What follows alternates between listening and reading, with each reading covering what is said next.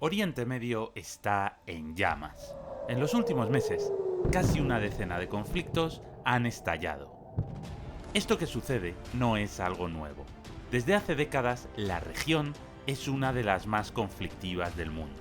Allí se juntan ambiciones geoestratégicas, fronteras mal definidas y cuestiones religiosas. En este vídeo haremos un repaso por los conflictos más calientes del último año y trataremos de explicar qué motivos hay detrás de ellos, desde Israel hasta Irán.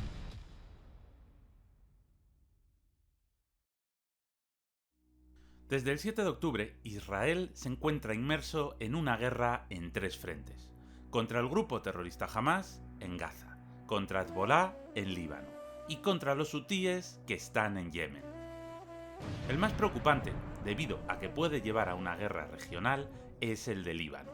Desde allí, Hezbollah lanza diariamente cohetes y drones cargados de explosivos hacia Israel. Hezbollah es un grupo terrorista chií que controla todo el sur de Líbano y que está financiado y apoyado por Irán.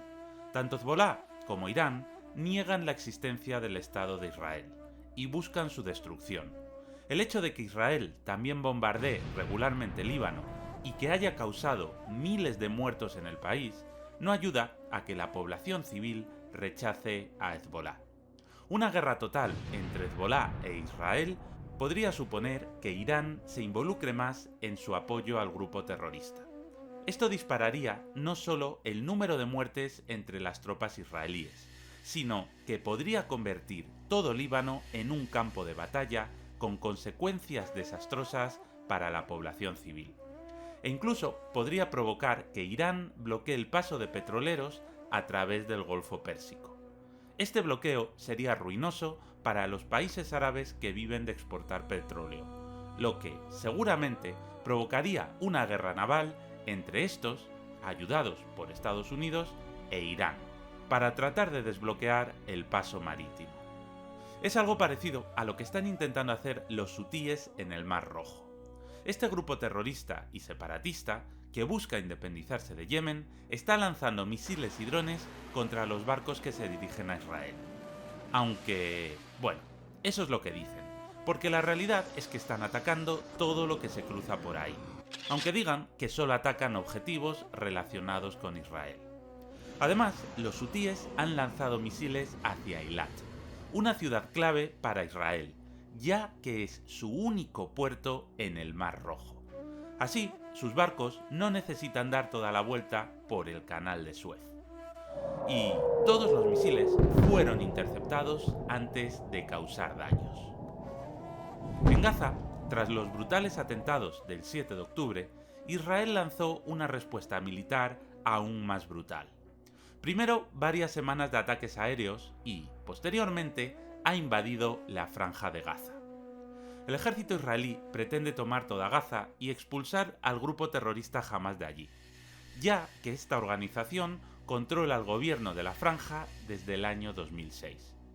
Hasta ahora, más de 200 soldados israelíes han muerto durante los combates, que se producen en un peligroso entorno urbano. Israel está en estado de guerra casi permanente con sus vecinos desde hace casi 80 años. En este mapa podemos ver, en color verde, los países que reconocen a Israel. Como puedes apreciar, varios de sus vecinos, como Siria, Irak, Yemen o Irán, se niegan a ello. Esto ha hecho que en estas últimas décadas haya habido multitud de guerras entre ellos, y que Israel, argumentando motivos de seguridad nacional, haga asesinatos selectivos en otros países, especialmente relacionados con Irán. Y es que Irán es, a día de hoy, el principal apoyo de Hamas, de Hezbollah y de todos aquellos que buscan destruir el Estado de Israel. Este territorio minúsculo y empobrecido es, a día de hoy, protagonista de la mayor crisis militar y humanitaria de nuestros días. Israel ha bloqueado Gaza desde el año 2006, fecha en que el grupo terrorista Hamas se hizo con su control. E Israel lleva organizando asesinatos selectivos del líder de Hamas a lo largo de todos estos años. El 7 de octubre de 2023, los terroristas que salieron de esta área causaron la muerte de alrededor de 1.200 personas y secuestraron a más de 200. Casi todas las víctimas y rehenes eran civiles. Como respuesta, Israel comenzó bombardeos masivos contra objetivos militares en Gaza y, posteriormente, comenzó la invasión. La invasión empezó por el norte, y el gobierno israelí anunció que la población civil debía desplazarse al sur para no sufrir los bombardeos. Pero la realidad es que, a pesar del desplazamiento de centenares de miles de personas hacia el sur, Israel también ha bombardeado allí. Y además ha bloqueado el paso de ayuda humanitaria, como combustible, alimentos y agua. A día de hoy, más de 25.000 personas han muerto durante esta campaña militar, es decir, un 1% de la población en unos 3 meses. Lo que busca Israel con esta respuesta tan dura es que la población civil deje de apoyar a Hamás, exponer a los gazatíes a que, si siguen apoyando a este grupo terrorista, las consecuencias serán terribles. Pero la verdad es que es una estrategia que no tiene pinta de funcionar. Aunque esta devastación se produzca a consecuencia de los atentados de Hamás, parece poco probable que, si son los israelíes quienes matan a toda tu familia, acabes viendo como culpable únicamente a Hamás. Sudáfrica ha llevado a Israel ante el Tribunal Internacional de Justicia en La Haya, acusándolo de genocidio. Es decir, que acusa a Israel de intentar eliminar a los palestinos como pueblo. El tribunal aún no se ha pronunciado, pero la verdad es que parece poco probable que su veredicto sea el de genocidio.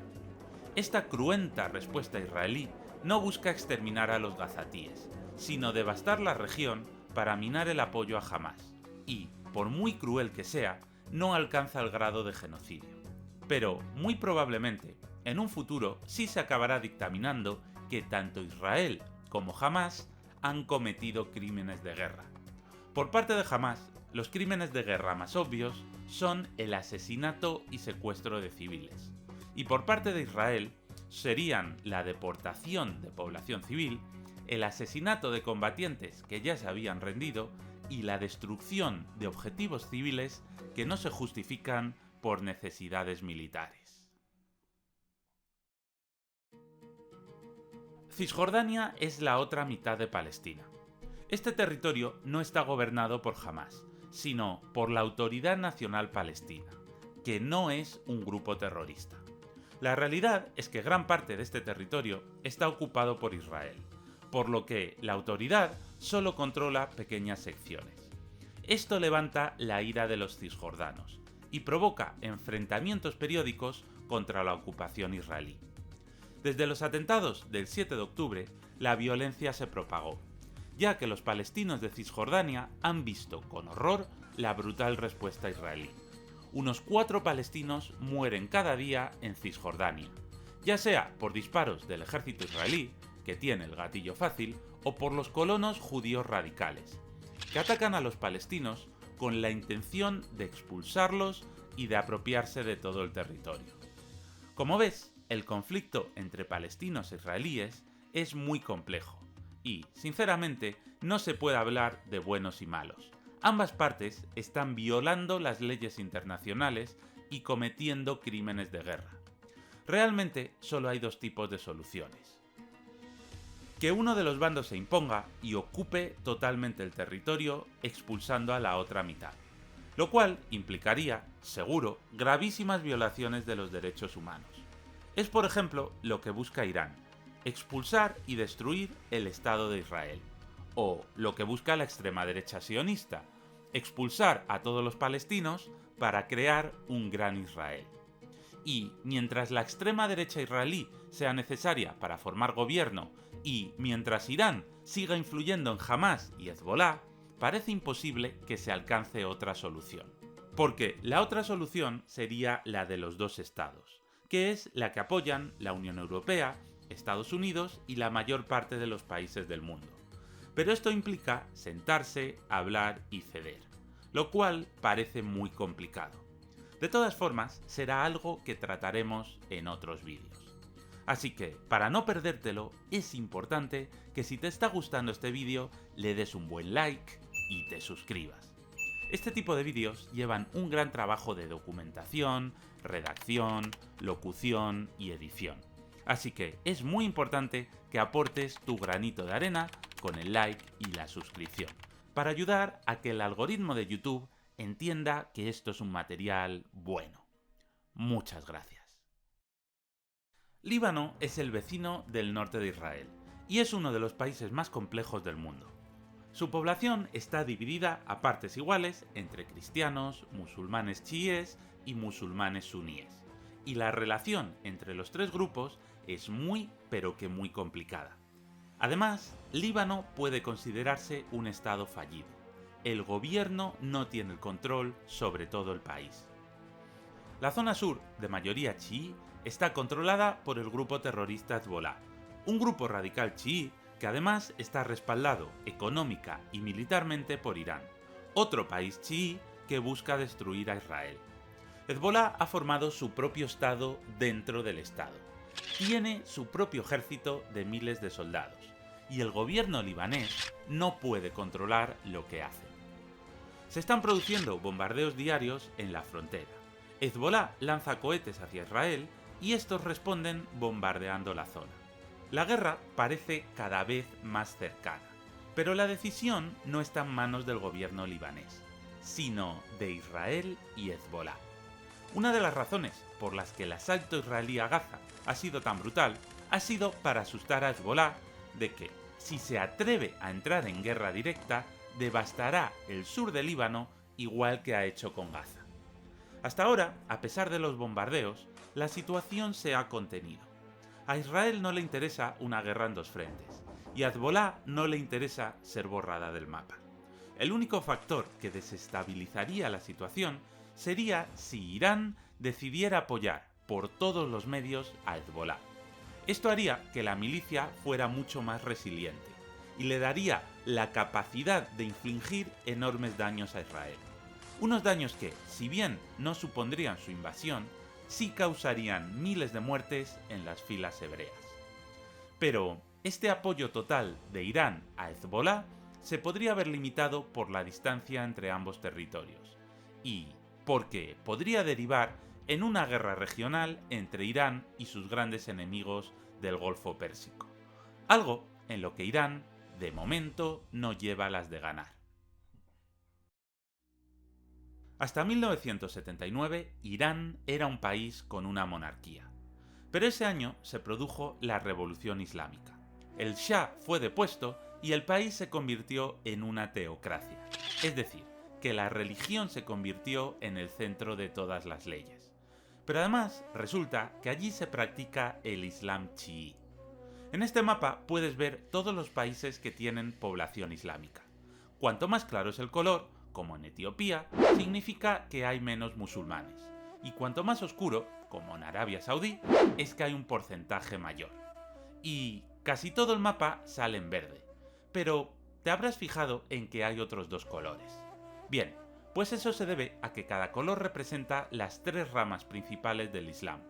Pasa igual que con el cristianismo, que todos creen en Jesús y tal. Pero hay divisiones entre católicos, ortodoxos y protestantes. Así que, en verde están los suníes, que son la rama mayoritaria, y en rojo los chiíes, que son el segundo grupo en importancia. Y si bien hoy en día los cristianos se llevan todos bien y no discuten por la religión, seguramente sepas que en el pasado hubo guerras por motivos religiosos. Pues en el mundo islámico todavía sucede esto. Suníes y chiíes se llevan a matar. Así que Irán busca expandir el Islam chií por los países de sus cercanías, lo cual lo enemista enormemente con otros países suníes, especialmente con Arabia Saudí. El comandante de la Guardia Revolucionaria iraní, Qasem Soleimani, asesinado por Estados Unidos en 2020, logró que Irán aumentara su apoyo a las fuerzas chiíes de Oriente Medio, como algunos partidos políticos en Irak, al régimen de Bashar al-Assad, en Siria, a Hamas, en Gaza, a Hezbolá en Líbano o al movimiento Houthi en Yemen. Esta estrategia ha contribuido a reforzar al régimen sirio, a aumentar la capacidad militar de Hamás y Hezbolá y a reforzar la resistencia de los hutíes contra los ataques de la coalición liderada por Arabia Saudí. Hoy en día, Arabia Saudí e Irán son enormes rivales en la región. Ambos países pugnan por el control regional y la lucha por la primacía garantiza que seguirá habiendo sangre en la región. Pero además, Irán se considera el mayor enemigo de Israel y busca su destrucción apoyando a Hamás y Hezbolá. Como respuesta, Israel lleva a cabo ataques contra Irán dentro de su territorio, utilizando drones, atentados con bomba y sabotajes en instalaciones militares y nucleares. De hecho, el servicio de inteligencia israelí ha llevado a cabo el asesinato de al menos media docena de científicos involucrados en el programa nuclear iraní. Siria continúa con su devastadora guerra, de más de 13 años de duración, que se ha cobrado la vida de más de medio millón de personas y ha desplazado a más de la mitad de su población. Bashar el-Assad sigue controlando la mayor parte del territorio, pero el frente lleva casi 10 años estancado. Tras una década de caos, y viendo que el grupo terrorista del Estado Islámico estuvo a punto de hacerse con el control del país, el Assad ha logrado recuperar el apoyo de aquellos que anteriormente intentaron derrocarlo. El resto del país es un complejo mapa controlado por fuerzas kurdas, yihadistas y otras fuerzas rebeldes, con luchas entre potencias extranjeras en juego. Turquía apoya a varios grupos cerca de su frontera, y Estados Unidos apoya a otro grupo en el sur, donde tiene desplegados a alrededor de 1000 soldados estadounidenses. Y son Rusia e Irán quienes apoyan a Bashar al-Assad. Y en el norte de Siria, el Kurdistán sirio está apoyado por los kurdos que viven en Irak y en Turquía. Los kurdos son un pueblo sin estado, un grupo de unos 20 millones de personas que viven repartidos entre las fronteras de Turquía, Siria, Irak e Irán. Desde hace décadas aspiran a tener su propia nación, pero todos los países se niegan a ello, lo que les ha llevado a cometer actos de terrorismo. De hecho, en Irak, hace varias décadas, el dictador Saddam Hussein intentó acabar con los kurdos, asesinando a decenas de miles de ellos. Llegó incluso a lanzar gases venenosos contra sus aldeas. Tras la invasión de Irak de 2003, los kurdos iraquíes tienen su propia región autónoma, que, si bien no es un estado independiente, sí que tienen su propio ejército, ya que, tras el intento de genocidio, el ejército iraquí tiene prohibido entrar al Kurdistán iraquí. Así que los kurdos de Irak lucharon intensamente contra el Estado Islámico y ayudaron a organizarse a los kurdos de Siria para que pudieran resistir contra estos fundamentalistas islámicos, y ahora contra los turcos y las fuerzas del Assad. Esto ha sido posible gracias al apoyo de Estados Unidos, a pesar de que las organizaciones kurdas de Turquía, el PKK, está catalogada como una organización terrorista por parte de Estados Unidos y la Unión Europea. Pero ni siquiera cada una de las facciones de Siria controla totalmente su territorio. En los últimos meses, las tribus árabes de las zonas desérticas del este del país se han levantado contra la administración kurda, expresando su descontento contra el gobierno local y provocando un aumento en los combates. Turquía también bombardea periódicamente la región del Kurdistán. Jordania ha atacado a narcotraficantes cerca de la frontera, e Israel ha dirigido sus ataques contra milicias proiraníes o propalestinas que han lanzado cohetes desde allí contra Israel. Y, mientras tanto, aproximadamente el 90% de la población siria sigue viviendo en condiciones de pobreza extrema, y la guerra no tiene perspectivas de acabar. Durante los años 80 y 90, Irak era una potencia regional. Estaba gobernado por Saddam Hussein. El dictador era suní y se enfrentó en una larga guerra contra Irán, que ya sabes que es chií. Saddam era también un ferviente defensor de la causa palestina, lo que lo llevó a lanzar misiles contra Israel. Sin embargo, la invasión de Estados Unidos sumió a Irak en el caos, desencadenando una serie de conflictos internos que han resultado en la muerte de cientos de miles de civiles y han dejado el país vulnerable a la influencia de potencias extranjeras. La base del problema es que es un país muy dividido, y la democracia difícilmente puede funcionar así.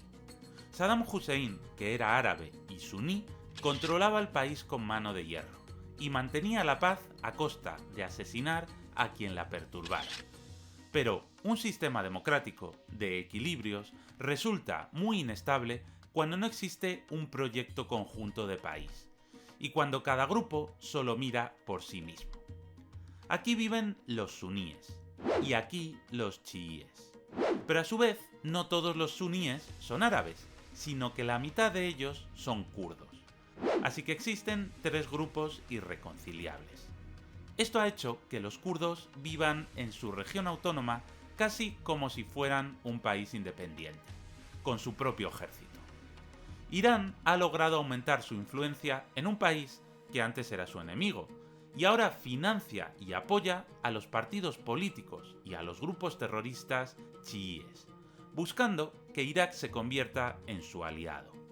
Este enfrentamiento por el control del país entre chiíes y suníes ha provocado centenares de atentados terroristas que han causado más de 100.000 muertes. Como Estados Unidos aún conserva bases militares en Irak, desde el 7 de octubre las milicias proiraníes han llevado a cabo cerca de un centenar de ataques contra sus bases militares.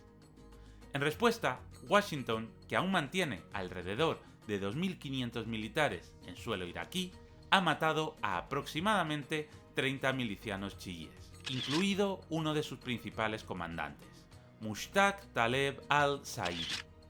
La intención de Irán es que Estados Unidos se marche por completo y lograr convertir a Irak en un aliado fiable. Pero este proceso generará grandes tensiones con Arabia Saudí, que lo considera intolerable, y con los kurdos, que temen que esto suponga la desaparición de su región autónoma. Yemen es, actualmente, otro estado fallido que lleva en guerra civil desde hace una década. Y esa guerra es un maldito caos, porque no hay dos bandos enfrentados, sino cuatro. Por un lado está el que, en teoría, era el gobierno legítimo de Yemen, que solo controla la zona que se llama Yemen del Sur y busca unificar el país. Por otro lado están los hutíes, que buscan independizar la región de Yemen del Norte del resto de Yemen. Además está el Consejo de Transición del Sur, que busca la independencia de Yemen del Sur. Y también hay multitud de grupos de Al-Qaeda que buscan, bueno, las cosas típicas de Al-Qaeda.